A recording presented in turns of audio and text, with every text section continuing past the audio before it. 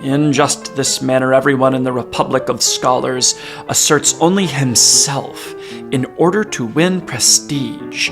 The only thing they all agree on is not permitting a truly eminent mind to rise to prominence if he shows himself, since he immediately becomes dangerous to all. When we see the many and manifold institutions of teaching and learning, and the great throng of pupils and masters, one could think that the human race is quite keen about insight and truth. But here, appearance is deceiving. The masters teach in order to earn money, and they do not strive for truth, but for its appearance and standing. The pupils do not learn in order to attain knowledge and insight, but in order to babble and give themselves airs. Thus, a new generation like this appears every 30 years, a wide-eyed child, knowing nothing, and in all haste, summarily devouring the results of human knowledge accumulated over thousands of years, and then claiming to be smarter than all the past. For this purpose, he attends universities and reaches for books, moreover, for the newest ones as his contemporaries and peers.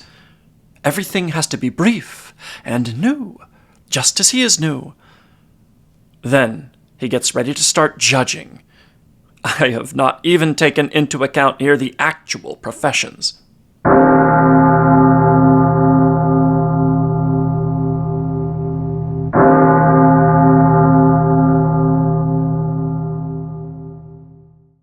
Students and scholars of all kinds and every age, as a rule, are only focused on information, not on insight.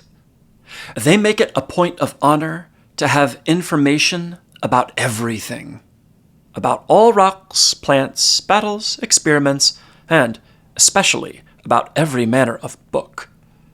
It does not occur to them that information is a mere means to insight, having little or no value in itself, whereas it is the way of thinking that characterizes philosophical minds.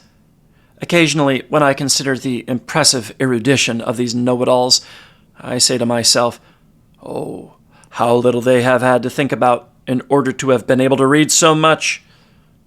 Even when it is reported of the elder Pliny that he was constantly reading, or having things read to him at the table, on trips, in the bath, and so on, the question arises for me whether the man was so terribly lacking in thoughts of his own that those of others had to be incessantly transfused to him, just as a consommé is given to a consumptive to keep him alive. And neither his undiscriminating gullibility nor his unspeakably repulsive, incomprehensible, and paper-saving collectanea style does anything to give me a high opinion of his capacity to think for himself.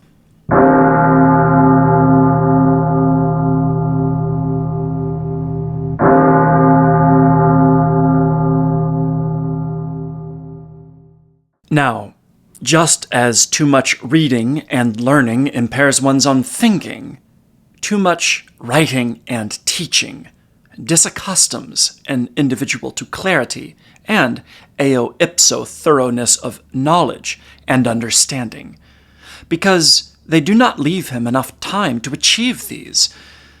Then, when speaking, he has to fill in the gaps of his clear knowledge with words and phrases.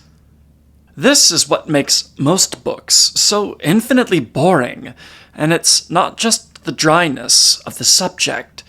For just as it is claimed that a good cook could make a tasty meal of even the sole of an old shoe, so too a good writer can make the driest subject entertaining.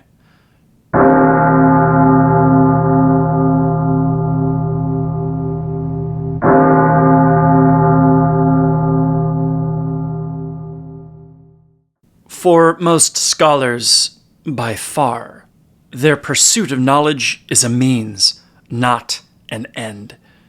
For this reason, they will never achieve anything great in it, because what is required here is that the individual who practices in a field of knowledge regard it as an end, and everything else, even his very existence, merely as a means.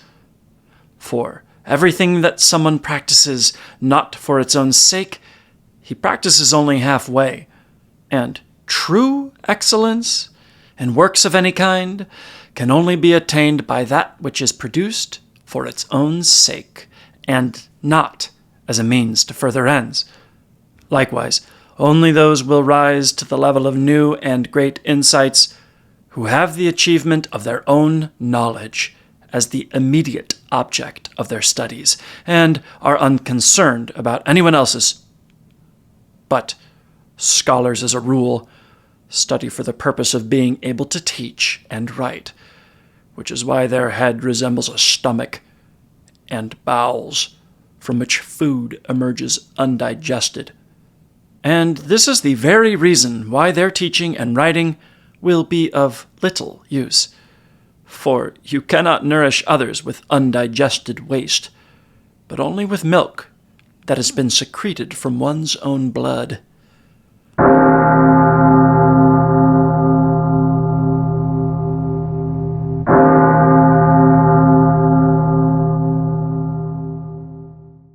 The powdered wig is indeed the properly selected symbol of the pure scholar. As such, it adorns the head with a lush mass of foreign hair in the absence of one's own, just as erudition consists of furnishing the mind with a large quantity of foreign thoughts, which of course do not adorn it so well and naturally, and are not so useful in all cases, nor suited for all purposes.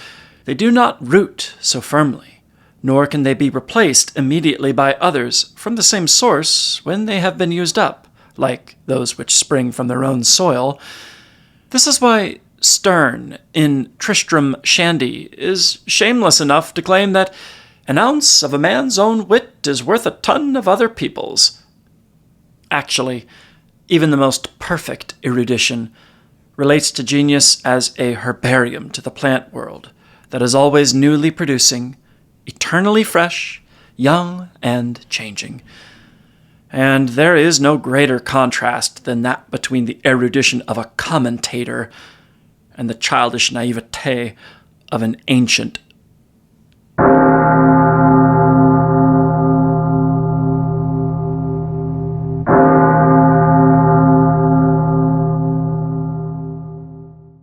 Dilettantes, dilettantes. This is what those who pursue knowledge or art out of love for them and joy in them, for their pleasure, are disparagingly called by those who are in it for profit, because they are delighted only by the money that can be earned through them. This disparagement is based on their wretched conviction that no one would seriously engage in something unless need, hunger, or some other such craving spurred them on. The public is of the same spirit, and therefore the same opinion. This explains their general respect for the so-called professionals, and their mistrust of so-called dilettantes. In truth, on the other hand, for the dilettante, a subject is his end, but for the professional man as such, it is merely the means. But only he will pursue something with total seriousness who has a direct stake in it, and who occupies himself with it out of love, and pursues it with love. Mankind's greatest achievements have always flowed from such men, not from paid servants.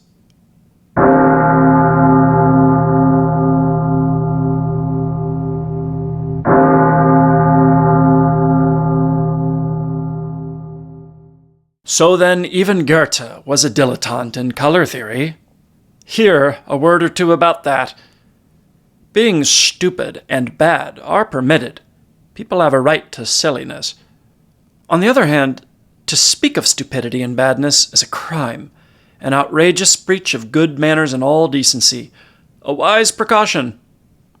Nevertheless, I must now go ahead and ignore it, in order to speak plain German with Germans. For I have to say that the fate of Goethe's color theory is flagrant proof of either the dishonesty or complete lack of judgment of the German scholarly world. The greater educated public seeks the good life and pastime, and therefore sets aside anything that is not a novel, comedy, or poem. In order to read something edifying for a change, they first wait for the lowdown from those who understand it better, assuring them that there actually is something edifying here. And those who understand it better, the public thinks, would be the, quote, professionals, end quote. Thus, it confuses those who live off something with those who live for something, although the two are rarely the same. It was Diderot who said in Rameau's Nephew that those who teach a science are not the ones who understand it and pursue it seriously, for the latter have no time to teach it. Those others merely live off science. For them it is a productive cow which provides them with butter. When the greatest mind of a nation makes something the main study of his life, as Goethe did with color theory, and it gains no acceptance, then it is the responsibility of the governments which fund academies to order an investigation of the matter by a commission, as happens in France with things that are far less significant. Why else do these academies exist, which make themselves so large, and in which many a Dummkopf sits with swollen head? New truths of significance rarely emanate from them, which is why they should at least be capable of evaluating important achievements and be required to speak ex officio. For the time being, Herr Link, member of the Berlin Academy, has furnished us with a sample of his academic power of judgment in his Proplia of Natural History, Volume 1, 1836, convinced university colleague Hegel is a great philosopher and Goethe's color theory is mere bungling. He brings them both together thus on page 47. Hegel exhausts himself in the most immoderate outbursts when it comes to Newton, perhaps out of condescension. A bad cause deserves a bad word for Goethe. Thus our Herr Link has the audacity to speak of the condescension of a miserable charlatan towards the greatest mind of the nation. As samples of his power of judgment and ridiculous presumption, I add the following passages from the same book, which elucidate the foregoing. He says, Hegel exceeds all his predecessors in profundity. One could say their philosophy disappears in the face of his. And he concludes his portrayal of that miserable Hegelian chair harlequinade on page 44 with these words. This is the deeply grounded, sublime edifice of the highest metaphysical acumen known to science. Words like, the thinking of necessity is freedom, the spirit creates for itself a world of morality, where freedom once again becomes necessity, fill the approaching spirit with reverence, and once properly heard, they will ensure immortality for the one who spoke them. Since this Herr Link is not merely a member of the Berlin Academy, but also belongs among the notables, perhaps even the celebrities of the German Republic of Scholars, these expressions could also stand as a sample of German power of judgment and German justice, especially as they have not been denounced anywhere. After this, one will better understand how it could happen that my writings did not merit a passing glance for more than 30 years.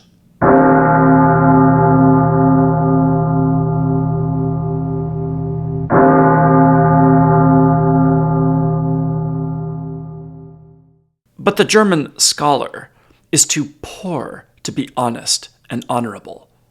His course of action and method are therefore to twist, turn, accommodate, renounce his convictions, teach and write what he does not believe, crawl, flatter, play the partisan, form cliques, and defer to ministers, colleagues, students, publishers, reviewers, in short, to anything but the truth and the achievement of others. This way, he usually ends up a deferential scoundrel. As a result of this, in German literature generally, and in philosophy in particular, dishonesty has gained the upper hand to such an extent that we have reason to hope it will reach the point where, no longer capable of deceiving anyone, it will become ineffective.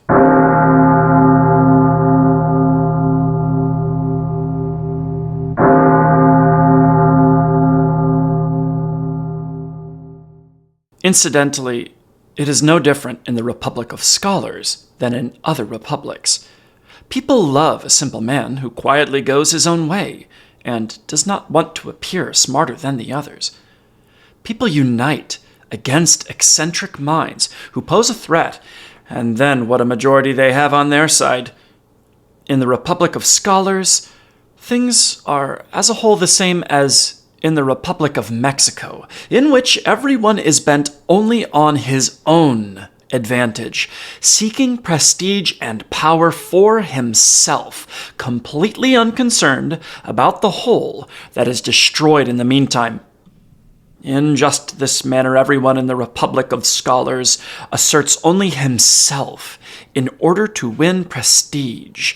The only thing they all agree on is not permitting a truly eminent mind to rise to prominence if he shows himself, since he immediately becomes dangerous to all. It is easy to see how all the sciences behave together in these circumstances.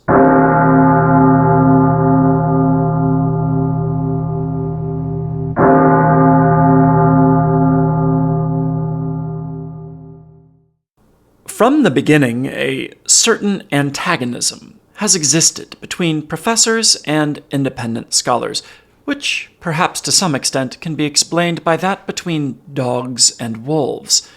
Professors, through their position, have great advantages for obtaining information about their contemporaries.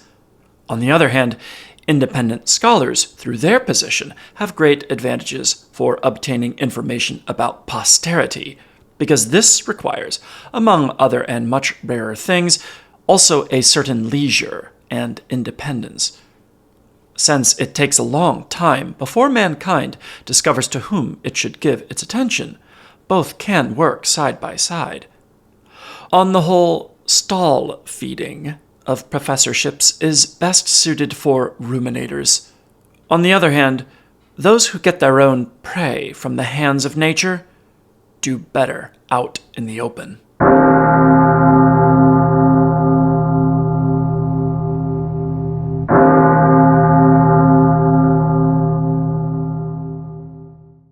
Of human knowledge in general, and of any kind, the greatest portion by far exists always on paper only.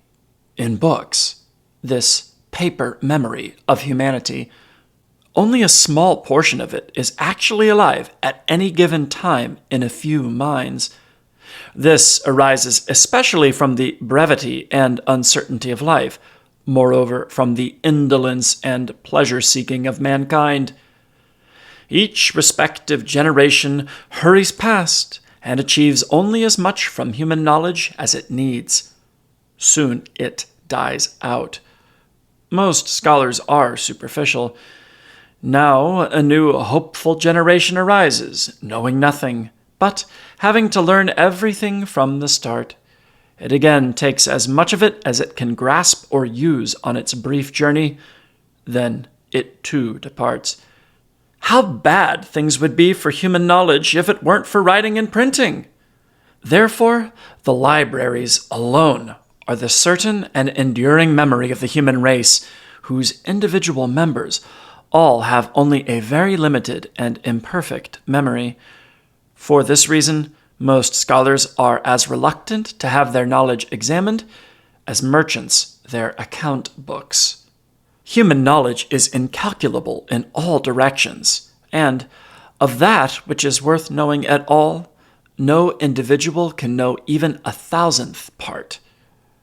Accordingly, the sciences have reached such an expansive breadth that anyone who wishes to achieve something here must pursue only one quite specific discipline, without concern for everything else, then he will stand above the vulgar masses in his own discipline, to be sure, yet in all other respects he will belong to them. When we add to this the neglect of ancient languages, as happens ever more frequently today, whereby general education in the humanities is declining, and is not helped by learning the languages halfway, then we will see scholars who, outside their special discipline, are veritable oxen. In general, such an exclusive academic specialist is analogous to a factory worker who, his whole life, makes nothing but a specific screw, hook, or handle for one specific tool or machine, in which he, of course, achieves incredible virtuosity. One can also compare the academic specialist to a man who lives in his own house but never comes out. He knows everything in the house, each little stair, each corner and beam, somewhat like Victor Hugo's Quasimodo, who knows the Cathedral of Notre Dame. But outside it, everything is foreign and unknown. A true education for humanity, on the other hand, absolutely requires versatility and an overview. Hence, for a scholar in a higher sense, certainly some polyhistorical capacity. But anyone who wants to become an actual philosopher must bring together in his mind the most remote ends of human knowledge, for where else could they ever come together? Clearly, intellects of the first order will never be academic specialists. To them, as such, the totality of existence is given as a problem, and each of them will, in some form and manner, impart new discoveries about it to mankind. For only he can deserve the name of genius, who takes the whole, the great, the essential, and the universal in things as the theme of his achievements, not he who spends his entire life on clarifying a special relation of things to one another.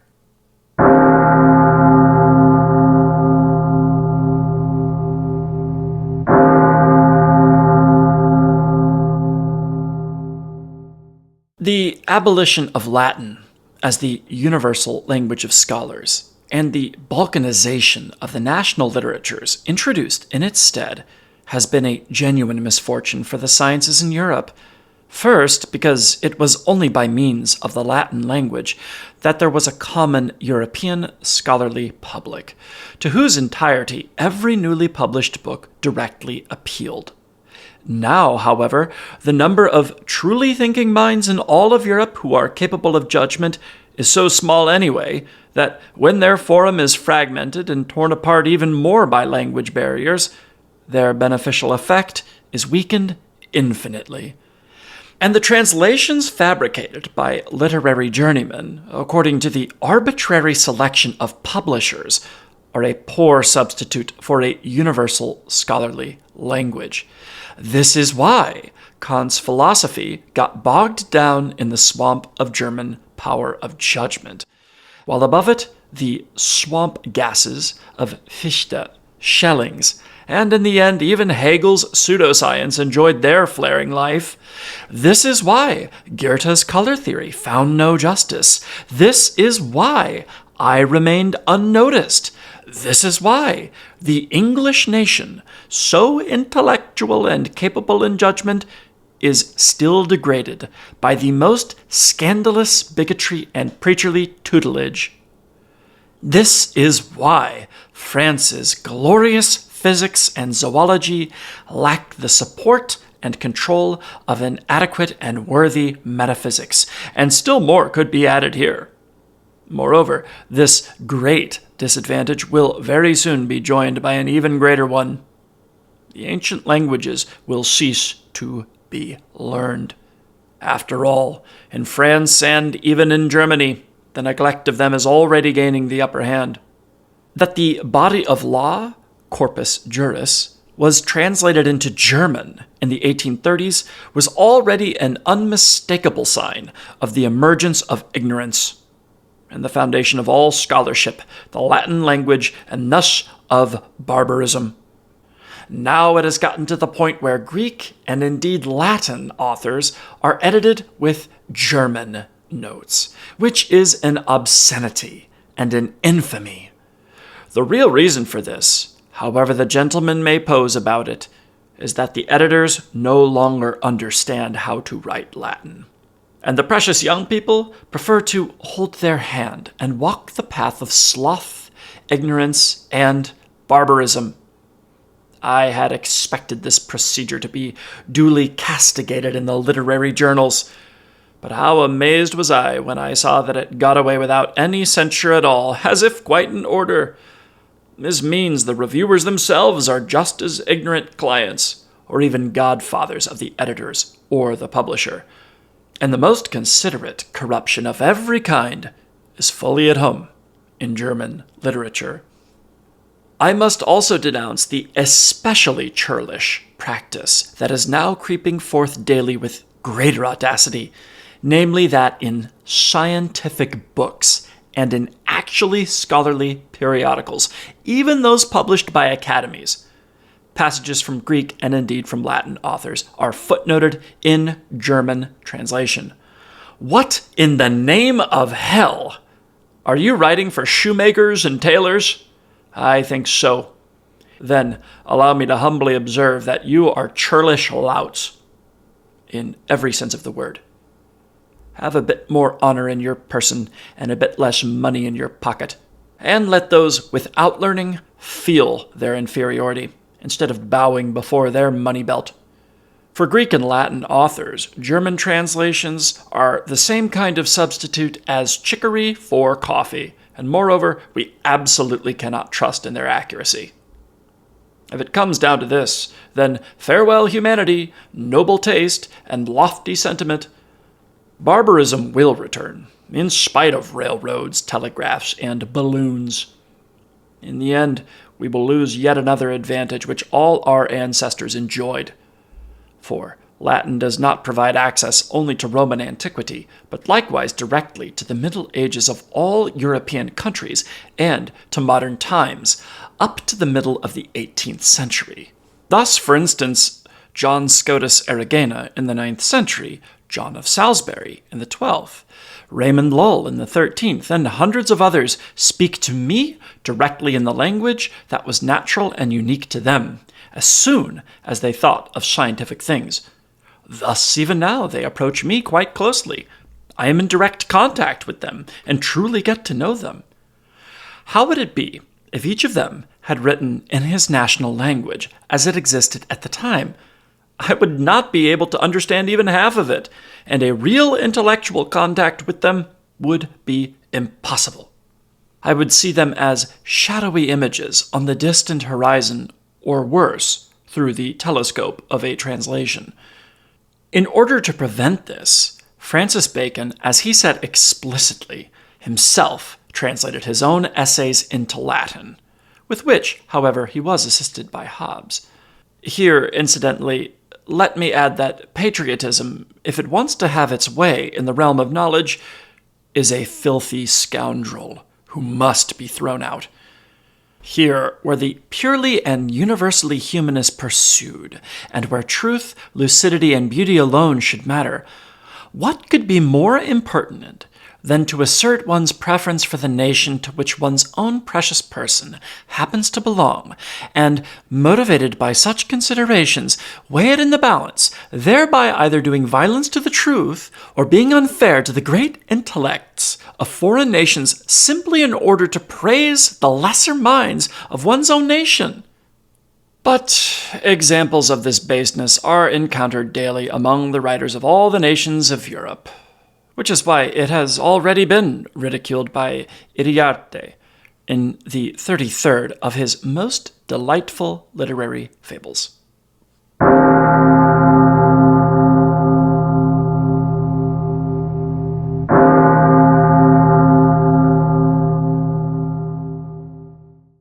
In order to improve the quality of students at the expense of their already quite excessive quantity, it should be decreed by law that no one may attend university before his 20th year unless he has first passed a rigorous examination in ancient languages, and only then would he be granted admission. Through this, however, he would have to be released from military service, and this would constitute the first of his distinctions of scholarly eminence. A student has far too much to learn that he could afford to blithely spoil a year or even longer with the military craft that is so antithetical to his calling, not to mention that subjecting him to military drills undermines the respect that every uneducated person, whoever he may be, owes a scholar from first to last. Indeed, this is the same barbarism that Raupa portrayed in his comedy 100 years ago, through the cunning brutality of the old Dessauer towards a candidate. The armies will not melt away on account of this quite natural exemption of the scholarly profession from military service, though certainly it will reduce the number of bad physicians, bad lawyers and judges, ignorant teachers, and charlatans of every kind. It should be decreed by law that everyone in the first year at university must exclusively attend lectures in the faculty of philosophy, and not be admitted before the second year to lectures in the 3 upper faculties. At such time, however, 2 years would have to be devoted to theology, 3 to law, and 4 to medicine. On the other hand, instruction at the gymnasia could remain limited to ancient languages, history, mathematics, and German style, and be all the more thorough in the former. However, because the aptitude for mathematics is a very special and peculiar one, which does not at all run parallel to the other intellectual talents, indeed has nothing in common with them, for mathematical instruction there must be a completely separate classification of pupils, such that whoever would be in the 6th form for everything else would be in the 4th for mathematics, and vice versa, without offending his honor. Only in this manner can everyone learn something about it according to the measure of his skills in this special subject. Of course, the professors, being more concerned about the quantity of students than their quality, will not support the suggestions made above, nor these which follow. The doctorate should be granted entirely free of charge, so that the doctoral degree, now discredited by the venality of the professors, might be restored to honor. Like, subscribe, notification bell, join the herd.